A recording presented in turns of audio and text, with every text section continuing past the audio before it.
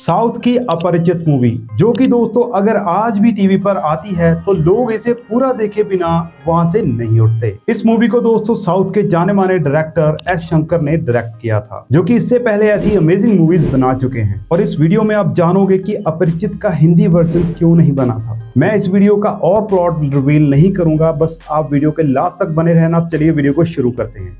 Number 1, इस film में अपरिचित ने एक अन्यान नाम की वेबसाइट बनाई होती है, जिस पर अगर कोई भी आदमी किसी के गलत कामों की शिकायत करता है तो अपरिचित आकर उसको मौत की सजा देता है। लेकिन दोस्तों 2005 में कुछ लोगों ने इससे इंस्पायर होकर असलियत में भी अन्यान.com नाम की एक वेबसाइट बना दी थी, और उस मूवी की तरह ही इस वेबसाइट पर भी लोग अपनी शिकायतें भेजते हैं। फर्क सिर्फ इतना सा है कि रियलिटी में कोई अपरिचित नहीं आता है।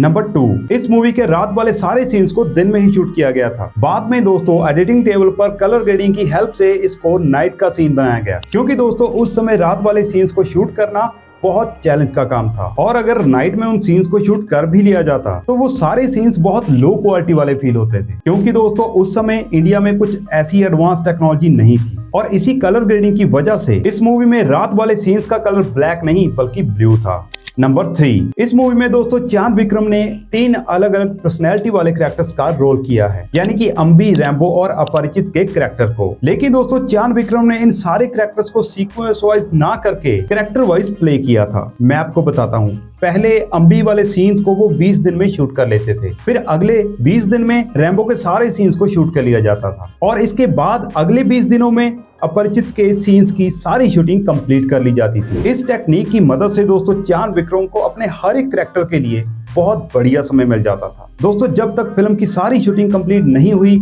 इसी टेक्निक का यूज बार बार किया जाता था। नंबर 4, इस सीन में देखिए जब ये नई गाड़ी वाला ओनर इस जख्मी आदमी की मदद करने की बजाय वहां से चला जाता है, तब अम्बी दोस्तों घर जाकर इसकी कंप्लेंट अपरिचित को करता है। तब दोस्तों कार ओनर को अपरिचित इन बहुत सारी भैंसों से कुचलवा कर उस गुफा में मार देता है। पर आप हैरान हो जाओगे कि यहाँ पर इतनी सारी भैंसें थी ही नहीं, बल्कि रियलिटी में तो इस सीन में सिर्फ एक ही भैंस मौजूद थी। इसीलिए दोस्तों बाद में सीजीआई की हेल्प से इन सारी भैंसों को बनाया गया था। और दोस्तों 2005 में इंडिया के अंदर इस तरह का सीजीआई करना बहुत बड़ी बात थी। यहाँ तक कि दोस्तों स्टेडियम में बैठे इन लोगों को जब अपरिचित अपनी गलतियां समझा रहा होता है, उन्हें अपनी ड्यूटीज कैसे सही तरीके से करनी है वो समझा रहा होता है, तो इस वाले सीन में भी रियलिटी में दोस्तों उस सारे स्टेडियम में कोई भी नहीं था, क्योंकि इस सारी भीड़ को भी वीएफएक्स के द्वारा क्राउड मल्टीप्लिकेशन टेक्निक का यूज करके इस चीज को बनाया गया था। नंबर 5, दोस्तों मूवी के लास्ट सीन में अपरिचित इस बंदे को ट्रेन से बाहर फेंक कर मार देता है, क्योंकि वो उस ट्रेन में नंदनी और बाकी पैसेंजर को दारू पीकर परेशान कर रहा था, जो कि ये बात पब्लिक रूल के खिलाफ है। लेकिन जब आप इस चीज को ध्यान से नोटिस करोगे तो ये वही इलेक्ट्रीशियन है जिसकी गलती की वजह से अम्बी की छोटी बहन पानी में गिरकर इलेक्ट्रिक करंट से मर जाती है, क्योंकि पानी में दोस्तों एक इलेक्ट्रिक वायर होती है जो कि खंबे से टूट कर गिरी होती है। और तब इस इलेक्ट्रीशियन ने अपना काम ढंग से नहीं किया था, और इस इलेक्ट्रीशियन की लापरवाही से अम्बी अपनी छोटी बहन को खो देता है, और इसी वजह से अपरिचित ने इस आदमी को मारा था, ना कि ट्रेन में दारू पीने की वजह से। नंबर 6, हम आपको बता दें कि अपरिचित इंडिया की पहली ऐसी मूवी थी जिसे कि दोस्तों फ्रेंच लैंग्वेज में डब करके रिलीज किया गया था।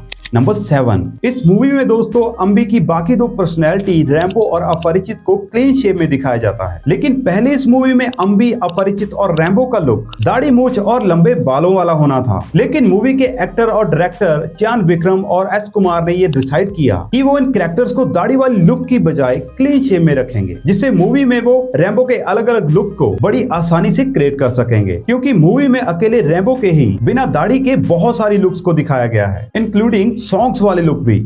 नंबर 8, दोस्तों इस मूवी के डायरेक्टर एस शंकर ने पहले मेन लीड एक्ट्रेस के तौर पर नंदनी के रोल में ऐश्वर्या राय को लेना चाहते थे, और इस रोल के लिए उन्होंने ऐश्वर्या राय को इस मूवी की स्टोरी भी सुनाई थी। तब दोस्तों ऐश्वर्या राय ने डायरेक्टर को ये बोला कि अगर मेरी टाइम से बाकी मूवीज की शूटिंग कंप्लीट हो गई तब मैं ये मूवी पक्का करूंगी। लेकिन जब डायरेक्टर ने काफी महीने इंतजार करने के बाद भी ऐश्वर्या की शूटिंग कंप्लीट नहीं हो पाई, तो उन्होंने एक्ट्रेस सदा को नंदनी के रोल के लिए कास्ट कर लिया। अब किसी को तो लेना ही था यार। नंबर 9, मूवी के डायरेक्टर ने इस मूवी के तमिल सॉन्ग आनंदन कागा कोंडाकारी को शूट करने के लिए तमिलनाडु के एक पूरे गांव को ही हायर कर लिया था। जिसके बाद दोस्तों डायरेक्टर ने इस गांव के 350 घरों के साथ वहां की सड़कों, पत्थरों और ब्रिज को अलग अलग कलर्स में कलर कर दिया। और इस चीज के लिए एस शंकर ने 100 से भी ज्यादा ट्रक्स और एम्बेसडर कार्स को मंगवाकर उन सभी चीजों को भी पेंट करवाया था। और जिस कारण दोस्तों इस अकेले सॉन्ग पर 1 करोड़ का खर्चा हो गया था उस वक्त। नंबर 10, इस सीन में दोस्तों जब अपरिचित नंदिनी को मारने के लिए जाता है तब दोस्तों बहुत सारे एक्सपर्ट मार्शल आर्ट्स उसको बचाने की कोशिश करते हैं। और इसी फाइट सीन के समय एक बुलेट टाइम इफेक्ट देखने को मिलता है। दोस्तों इस अमेजिंग इफेक्ट को क्रिएट करने के लिए पूरे दोस्तों 120 कैमरे लगे थे। यहाँ तक कि दोस्तों इसी फाइट सीन के दौरान इन सारे मार्शल आर्ट्स को बहुत बुरी चोटों का सामना करना पड़ा था, क्योंकि दोस्तों इन सभी मार्शल आर्ट्स को एक साथ उड़ता दिखाया जाना था, जिसके लिए दोस्तों हर एक मार्शल आर्ट को रस्सी से ऊपर खींचना पड़ता था।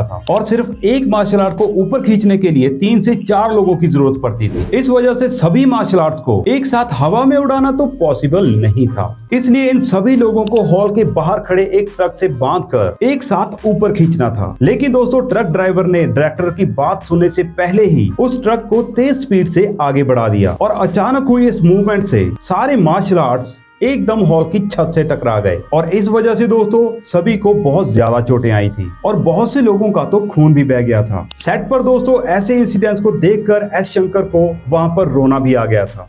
नंबर 11, वैसे दोस्तों अपरिचित मूवी की स्टोरी काफी हद तक ओरिजिनल ही है, लेकिन फिर भी ये मूवी सिडनी शेल्डन की novel Tell Me Your Dream से थोड़ी बहुत इंस्पायर है। इस नोवेल में भी दोस्तों अम्बी के जैसी एशली नाम की एक इनोसेंट लड़की होती है। एशली को भी अम्बी की तरह मल्टीपल पर्सनैलिटी डिसऑर्डर वाली बीमारी होती है और उसकी बाकी 2 सेपरेट पर्सनैलिटी अलेटे और टोनी है, जिसमें से दोस्तों टोनी बिल्कुल रैम्बो की तरह ही आशिक मिजाज और एकदम केयरलेस है और अलेटे एकदम अपरिचित की तरह अग्रेसिव होने के साथ क्रिमिनल्स को भी खत्म करने का काम करती है।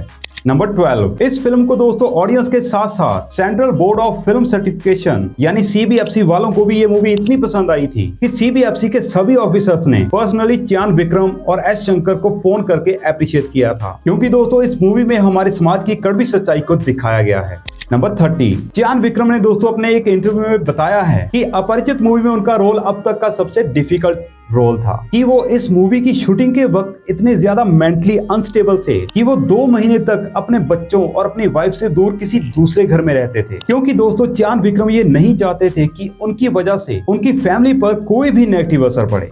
नंबर 40, 2005 तक दोस्तों अपरिचित मूवी सबसे एक्सपेंसिव मूवी में से एक थी। इस मूवी का बजट 27 करोड़ था और इसके तमिल वर्जन ने बॉक्स ऑफिस पर 57 करोड़ का बिजनेस किया था, तो वहीं इसके तेलुगु वर्जन ने 30 करोड़ का बिजनेस किया था। इसीलिए दोस्तों ये मूवी तमिल और तेलुगु में तो ब्लॉकबस्टर रही थी, लेकिन इसका हिंदी वर्जन बॉक्स ऑफिस पर कुछ कमाल नहीं कर पाया, क्योंकि दोस्तों अपरिचित मूवी ने हिंदी में सिर्फ 10 करोड़ रुपए की कमाई की थी, जो कि एक ठीक ठाक कलेक्शन था। लेकिन जब हिंदी में ये टेलीविजन पर रिलीज हुई तो दोस्तों ये नॉर्थ इंडिया में भी एक कल्ट क्लासिक मूवी बन गई।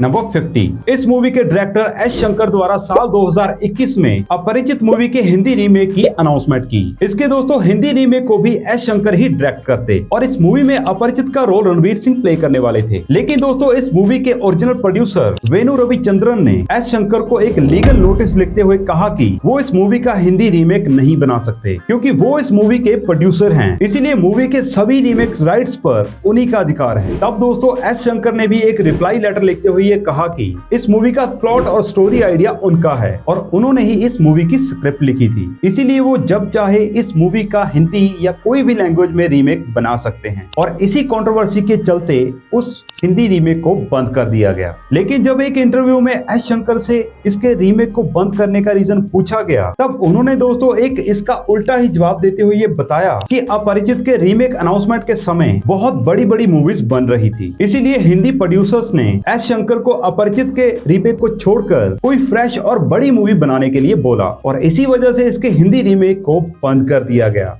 नंबर 16, अपरिचित मूवी ने 2006 के फिल्म फेयर साउथ अवार्ड्स में लगभग सभी कैटेगरीज में टोटल 8 अवार्ड जीते थे और ऐसा साउथ फिल्म फेयर की हिस्ट्री में पहली बार हुआ था जब किसी मूवी ने सभी कैटेगरीज में अवार्ड्स को अपने नाम किया हो। तो दोस्तों कैसी लगी आपको ये बातें और आपको अपरिचित मूवी कैसी लगती है, आज भी आप देखते हो या नहीं, हमें नीचे कमेंट करके बताना जरूर और हमारे चैनल को भी सब्सक्राइब जरूर करना।